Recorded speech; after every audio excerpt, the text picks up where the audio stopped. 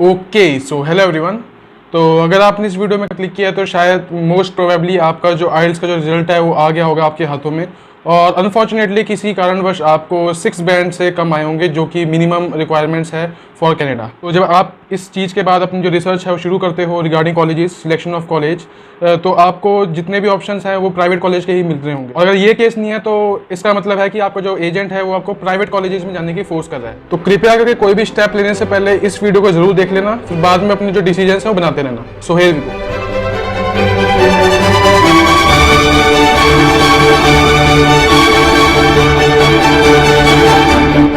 अब अगर आपको किसी भी कारणवश कॉलेज में जो प्राइवेट कॉलेजेस है उसमें जाना पड़ रहा है तो सबसे पहले जो प्राइवेट कॉलेजेस में जाने के डिसएडवांटेजेस के बारे में सुन लीजिए। तो जो सबसे पहला डिसएडवांटेज है वो है, बेशक प्राइवेट कॉलेजेस को जो फीस है वो as compare to government colleges in Canada बहुत कम होती है, मतलब एज कम्पेयर टू देम कम होती है। पर जो गवर्नमेंट कॉलेजेस के जो स्टूडेंट्स हैं जो कि गवर्नमेंट कॉलेजेस से अपनी डिग्री या डिप्लोमा कंप्लीट करके जाते हैं तो उनको हाईएस्ट प्रायोरिटी देती है गवर्नमेंट आफ्टर देयर स्टडीज। इसका मेन कारण है कि जो प्राइवेट कॉलेजेस हैं इन कनाडा वो सेल्फ फंडेड होते हैं, या तो कोई और इंस्टीट्यूशन उनको फंड्स देता है, और जो प्राइवेट कॉलेजेस होते हैं गवर्नमेंट से फंडेड नहीं होते, इसलिए उनको प्रायोरिटी भी लेस मिलती है। जो सेकंड मेन डिसएडवांटेज है for selecting private colleges is that, जैसे आपको पता होगा कि अगर आप पब्लिक कॉलेजेस या गवर्नमेंट अप्रूव कॉलेजेस में जाते हो तो आपको जो पढ़ाई के साथ साथ जो 20 आवर्स का पर वीक का जो काम है वो भी मिलता है, so that you can pay your second year fees. तो आपको ये जो फैसिलिटी है प्राइवेट कॉलेजेस में नहीं मिलने वाली। और साथ ही साथ जो 40 आवर्स का जो फुल टाइम वर्क होता है जो कि आपको 2 सेमेस्टर्स के बाद मिलती है if I am not wrong,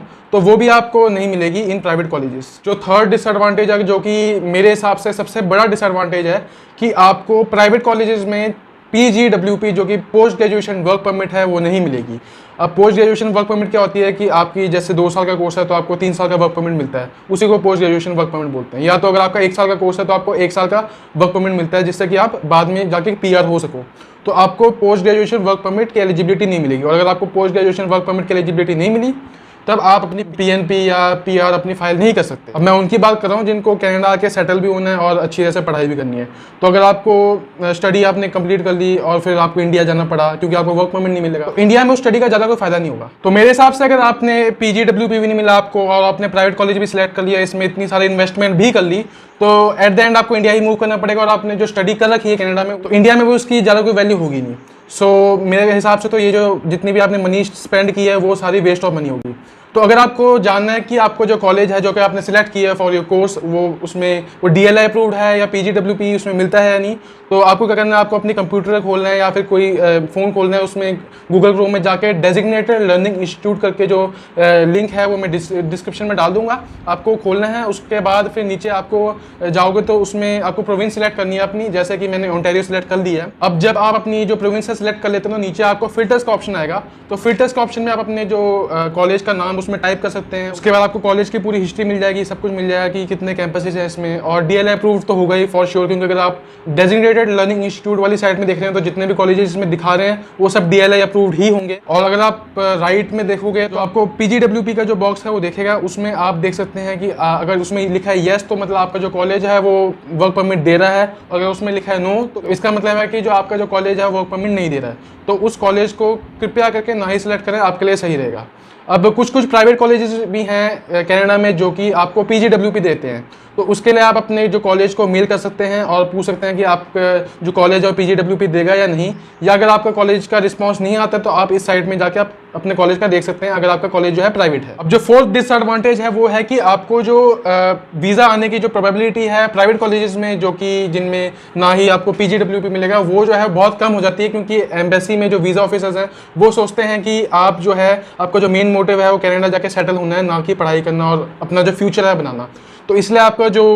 visa का रेशियो आने का रेशियो है वो भी बहुत कम हो जाता है। तो आप खुद ही सोच लो कि अगर आपको ये सब फैसिलिटीज़ नहीं मिल रही हैं प्राइवेट कॉलेजेस में, जो कि बहुत ही मेन डिसएडवांटेज है प्राइवेट कॉलेजेस का, तो आपको कोई शौक चढ़ा है अपने जो पेरेंट्स की जो हार्ड एंड मनी है उसको वेस्ट करने का। अब कुछ स्टूडेंट्स कहते हैं कि वो प्राइवेट कॉलेजेस लेके चले जाएंगे, उसके बाद फिर उधर जाके जो कॉलेज है अपना चेंज कर लेंगे और प्राइवेट से पब्लिक कॉलेजेस में चले जाएंगे, गवर्नमेंट अप्रूव्ड कॉलेजेस में चले जाएंगे। तो ये जो स्टेप है ये आप तभी कर सकते हैं जब आपके जो मिनिमम बैंड रिक्वायरमेंट्स है वो पूरी हो जाएं, जैसे कि आपका अगर 5.5 बैंड है और अगर आप सोच रहे हैं कि आप कोई पब्लिक कॉलेजेस में जाएंगे तो it will be difficult for you, तो उसके लिए अगर आपके पास 6 या 6.5 बैंड है और आप प्राइवेट